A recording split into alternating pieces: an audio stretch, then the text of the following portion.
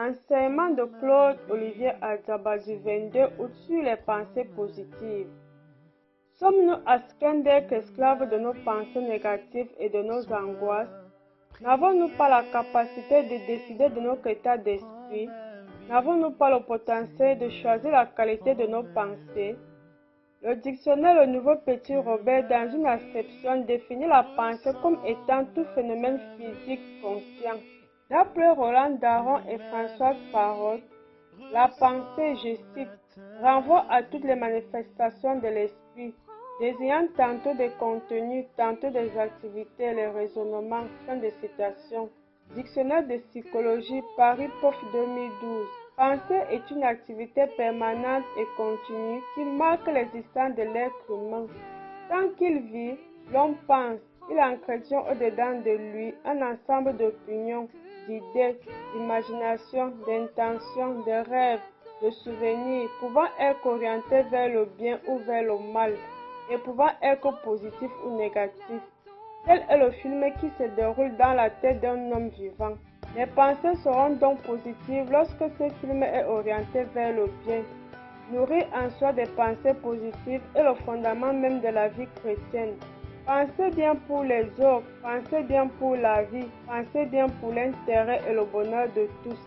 Il est écrit, je cite, « Au reste, frères, que tout ce qui est vrai, tout ce qui est honorable, tout ce qui est juste, tout ce qui est pur, tout ce qui est aimable, tout ce qui mérite l'approbation, tout ce qui est vertueux et digne de louange, soit l'objet de vos pensées. » Fin de citation.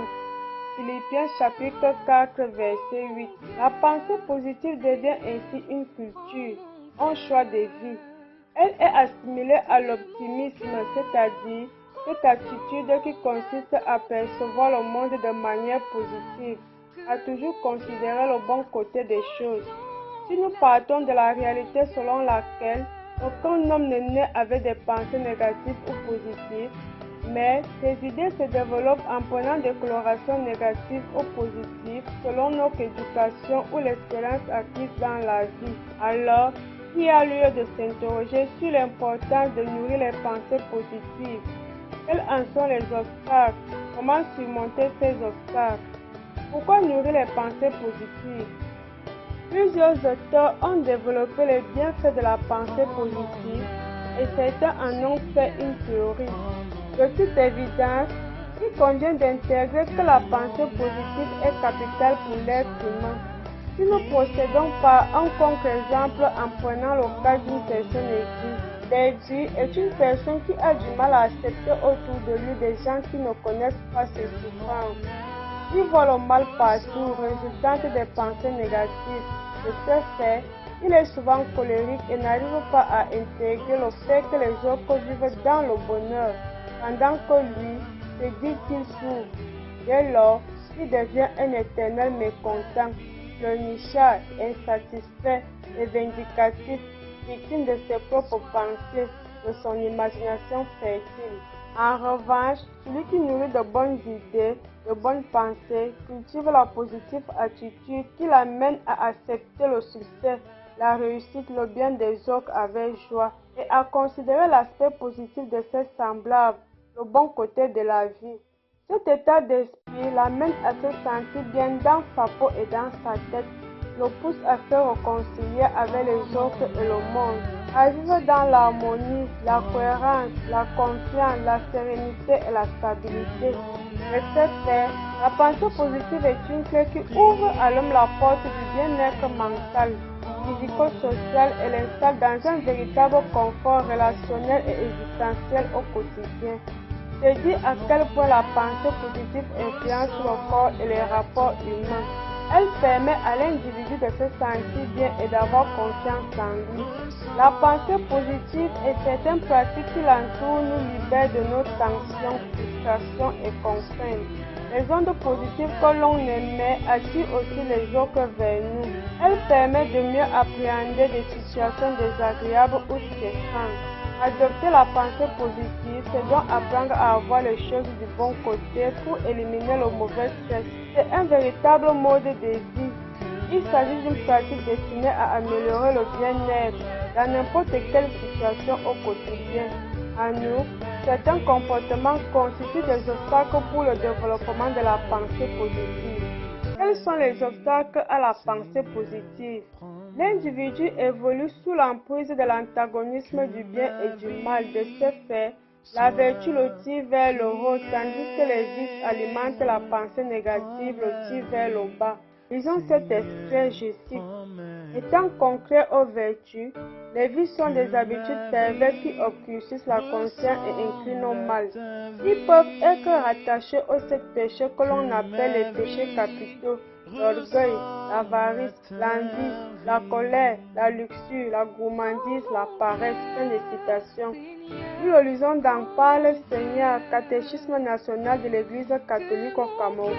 Douala édition Veritas 2011. Les soucis de la vie, la perte de référence et la quête effrénée de la vanité font sombrer l'être humain et sont le taureau de la pensée négative. Or, l'homme c'est sa pensée, a-t-on coutume de dire, ce qui souligne l'influence de l'esprit sur le corps. Ne dit-on pas, je cite, un esprit sain dans un corps sain. Fin de citation.